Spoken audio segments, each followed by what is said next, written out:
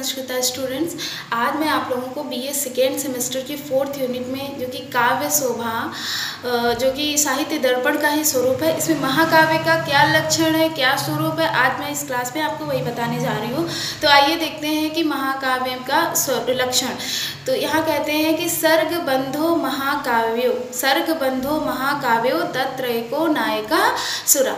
महाकाव्य सर्गों में निबद्ध होना चाहिए, अर्थात महाकाव्य सर्गों में बटा होता है। तत्रैको नायका सुरा, यहाँ एक ही नायक होता है। सुरा का अर्थ होता है देव। आगे कहते हैं सद्वंशा क्षत्रियो वापि धीरोदात्त गुणान्विता, वहाँ एक ही नायक होता है देव, अथवा कह रहे हैं वा अपि, और भी हो सकता है सद्वंशा क्षत्रिय मतलब सद्वंश अच्छे वंश में उत्पन्न हुआ क्षत्रिय भी नायक हो सकता है। तो यहाँ कह रहे हैं देव या अच्छे कुल में उत्पन्न क्षत्रिय महाकाव्य का नायक होता है। साथ में कह रहे हैं धीरोदात्त गुणान्विता, वो नायक धीरोदात्त कोटि का होना चाहिए। नायक की 4 प्रकार बताए गए हैं, जिसमें जो है धीरोदात्त, धीर प्रशांत, धीर ललित और धीरोदत्त, जिसमें से महाकाव्य का नायक धीरोदात्त होता है कहते हैं। और गुणान्विता, गुणों से युक्त हो, अर्थात सद्वंशा क्षत्रियो वापि धीरोदात्त गुणान्विता। आगे पंक्ति में कहते हैं कि श्रृंगार वीर शांता नाम एको अंगीरस ईष्यते, अर्थात श्रृंगार रवीर शांत, इन 3 रसों में से महाकाव्य का कोई एक रस अंगी होता है। यदि श्रृंगार रस अंगी होगा तो बाकी सारे रस उसके अंग होंगे, क्योंकि आगे अगली पंक्ति में कहते हैं कि अंगानि सर्वे अपि रसाः सर्वे नाटक संध्या, अर्थात जैसे कि बाकी सब रस उसके अंग होंगे। जैसे कि मान लीजिए श्रृंगार रस महाकाव्य का अंगी रस है, तो वीर शांत आदि बाकी के बचे हुए रस उसके अंग कहलाएंगे, अर्थात सहायक होंगे। वीर रस है, मान लीजिए किसी महाकाव्य का मुख्य रस वीर है, तो बाकी श्रृंगार शांत आदि बाकी के जितने बचे हुए 8 रस हैं उसके अंग कहे जाएंगे। फिर आगे श्रृंगार वीर शांता नाम एको अंगिरस ईष्यते अंगानि सर्वे अपि रसा सर्वे नाटक संध्या। नाटक में 5 संधियाँ होती हैं और वो संधियाँ महाकाव्य में भी प्रयुक्त होंगी, जो कि मैंने आप लोगों को बताई थी। 5 संधियाँ मुख, प्रतिमुख, गर्भ, विमर्श और निर्वहन, ये 5 संधियाँ महाकाव्य में भी प्रयुक्त होंगी। आगे कहते हैं कि इतिहासोद्भवम वृत्तमन्यद्वा सज्जनाश्रयम्। इस महाकाव्य का जो कथानक है वो इतिहास से लिया हुआ होना चाहिए, ऐतिहासिक घटना पर आधारित हो, या किसी प्रसिद्ध सज्जनाश्रयम्, किसी प्रसिद्ध महापुरुष के जीवन पर होना चाहिए। या तो ऐतिहासिक होना चाहिए या किसी प्रसिद्ध महापुरुष के जीवन पर होना चाहिए। तो मतलब कि इतिहास और ऐतिहासिक घटना भी कोई बहुत ही प्रसिद्ध ऐतिहासिक घटना होनी चाहिए। आगे कहते हैं, अगली पंक्ति में कहते हैं चत्वारस्तस्य वर्गाः। यहाँ पे वर्गाः का है पुरुषार्थ से अर्थ।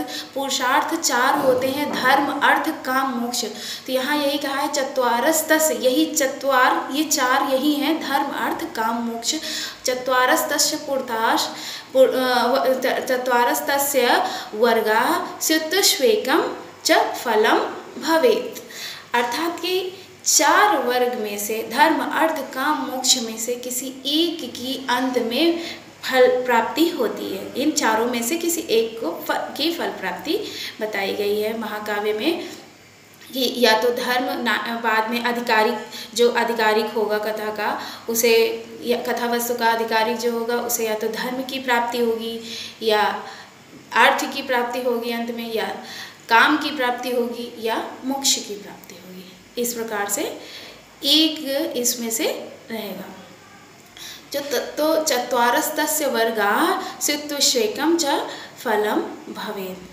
फिर कह रहे हैं एक वृत्त, अगली पंक्ति में कहते हैं कि एक वृत्त मयि पद्येर अवसाने अन्य वृत्त कह रहे हैं कि पूरे सर्ग में एक ही वृत्त का अर्थ होता है छंद, पूरे सर्ग में एक ही छंद रहेगा और अंतिम पद्य में छंद बदल जाता है। महाकाव्य मान लीजिए, इसमें ऐसे समझ लीजिए कि मान लीजिए कि किसी महाकाव्य के पहले एक सर्ग में मान लीजिए 45 श्लोक हैं, तो 45 श्लोक में से 44 श्लोक एक ही छंद के होंगे और अंतिम श्लोक में छंद बदल जाएगा।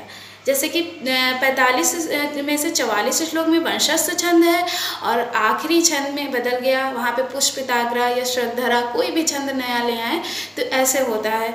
फिर आगे अगली पंक्ति में कहते हैं कि नाति स्वल्पा नाति दीर्घा। नाति स्वल्पा ना तो बहुत छोटे, नाति दीर्घा ना बहुत बड़े, सर्गा अष्टाधिका इह।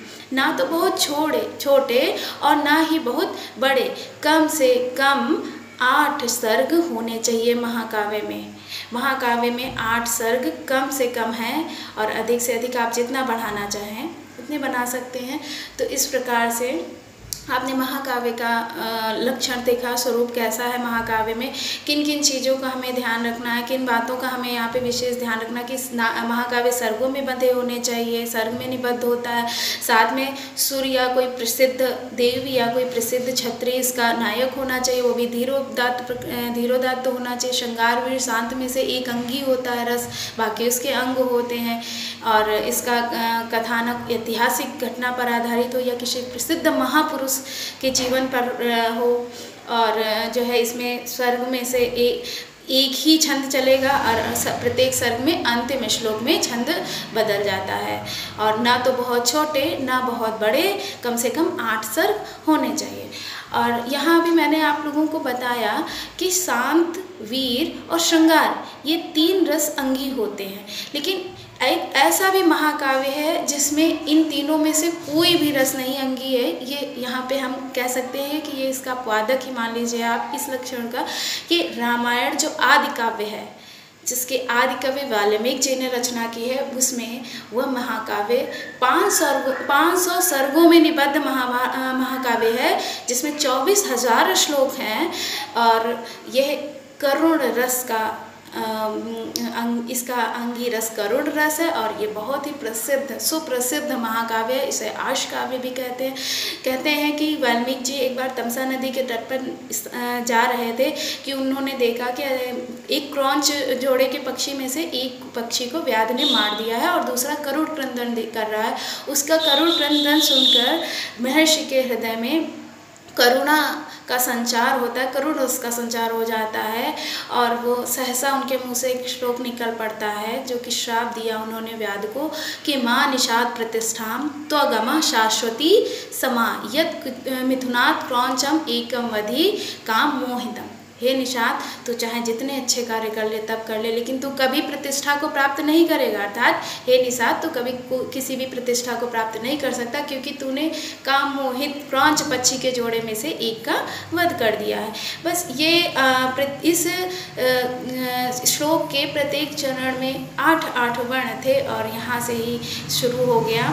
ये लोक का पहला काव्य था, ये लोक में पहला श्लोक था क्योंकि इससे पहले वेदों की रचना हुई थी, लोक में कोई रचना नहीं हुई थी काव्य की, तो ये पहला था। यहीं से उन्हें रामायण की प्रेरणा मिली रामायण रचना करने की और उन्होंने रामायण की रचना अनुष्टुप छंद में की। तो इस प्रकार से आपने देखा कि ये एक इसका पादक मिलता है। बाकी सब कुछ नियम बचे हुए जितना है सब कुछ वैसे ही हमें महाकाव्य के अनुसार फॉलो करना है।